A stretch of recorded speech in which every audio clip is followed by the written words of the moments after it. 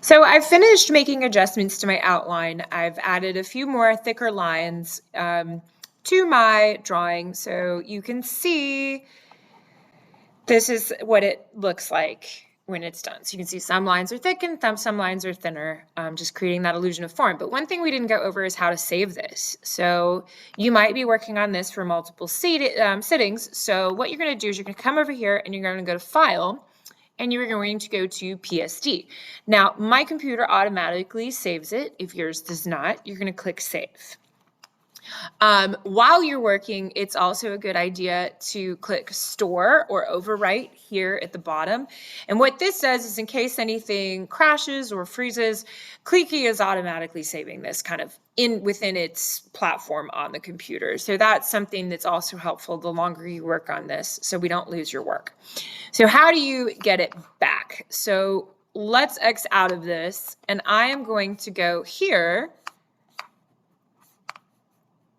and I'm going to go back to Clicky. And it's already ready for me to open it. But what I'm going to do manually is I'm going to go to File, I'm going to go to Import,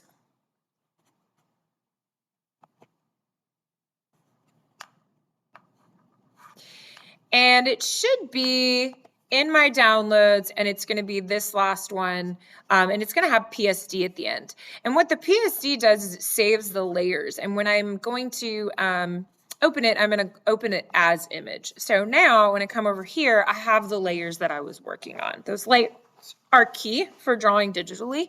They're what make it so magical. What we're going to do now is we're going to talk about coloring. So what I want to do is with this picture right here is I'm going to click this layer. I'm going to go to File. Actually, I'm going to go to this one right here, and I'm going to go to Transform. I want to move this photo to the upper left-hand corner of my drawing so I can just use it as a reference. I don't want to trace it anymore. I just want to use it as a reference. So transforming it, moving it, sizing it, all those things. And I'm also going to increase the opacity because what I'm going to do now is I'm going to use it as a reference for color. So I'm going to go to my paintbrush, and remember we can select what kind of airbrush or brush quality we want. I'm going to go with this one, and I'm going to click the eyedropper. And I'm going to come over here and kind of carry the eyedropper over my picture and pick a skin tone. Okay, so the eyedropper selects the color that it sees on the computer screen. So now I'm going to come over here, make sure that you're in the right layer. I'm in layer 4, and I'm going to kind of test that out. I feel like that's a little brown. I want something that's a little more pink. So basically that eyedropper got me kind of in the vicinity of some good color choices. So I'm going to kind of stay within that family, but I'm going to maybe move it a little bit paler, I think. Yeah, I like that. I like that. And one thing that is kind of annoying is coloring inside the lines with this. So what do we do? So we come over here to our layers, and we're going to move layer 4, our color layer, underneath layer 3. And I am going to now color. And when I color, I don't have to worry so much about staying in the line. Now, you could potentially use Paint Bucket. The Paint Bucket is here, and try to fill this in. But oftentimes, that worked. I got lucky. But if your shape isn't closed, like that one, it fills in too much. So I was able to color in quite a bit, but I'm gonna stop there, and I'm gonna have to use the pen down here. But so if the shape isn't closed, you're not going to be able to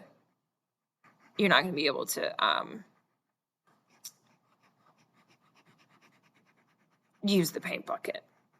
So the next thing I'm going to do is the shirt. So I'm going to go with a blue.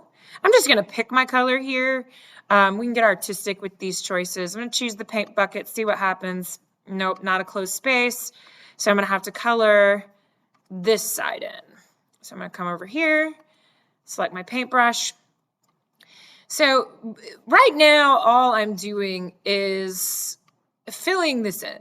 I'm coloring it in. And the coloring is in a separate layer so that if I want to make a change to the color, I don't have to make a change to the entire thing.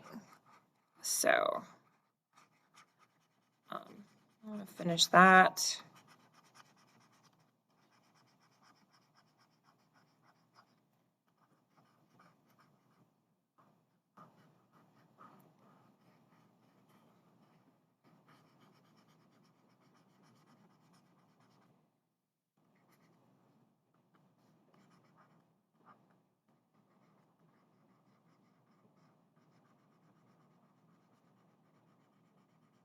Okay. That's pretty good. It's kind of like the color in the photo too. For the hair, again, I can kind of choose my color picker. I have kind of red hair. I'm going to move this up more towards these lighter values, see what I can get. And okay, it's kind of put me in this reddish purple. So see how I like that. I'm going to go just a little bit darker. I'm going to move this over. I want to go this something more this color. Oops.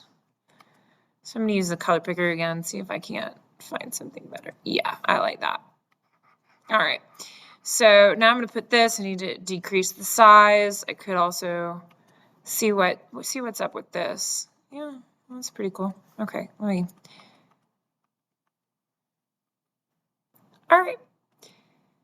So that looks pretty good. And then my eyebrows are going to be a dark brown. So again, I can use that color picker. All right, I like that. And then fill those in like so. The teeth, we just leave white. The lips, I'm going to go for something a little lighter, but also darker than the skin tone. Oops. You can also use the color picker for that too. It's up to you.